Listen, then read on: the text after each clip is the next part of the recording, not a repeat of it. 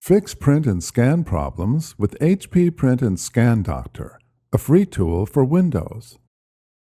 Under Product Support, select Use HP Print and Scan Doctor. Select Download Now. If your computer displays an offline or printer offline status, select Yes when prompted to download a version of the app designed to resolve printer offline conditions. Otherwise, select No to download the latest standard version. Open the file to extract and run the app. If prompted, select Continue, Run, or Yes to allow changes to your computer. Select Accept to agree.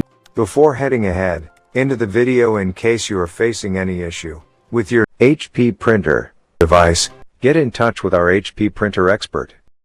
To the terms. Select your printer and then select Next. The tool detects problems on the computer and connections that might prevent printing or scanning.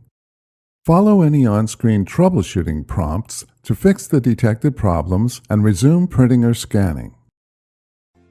Thanks for watching, and don't forget to smash that like button and hit the subscribe button so that you don't miss any of our videos. And in the case face any problem, get in touch with the experts.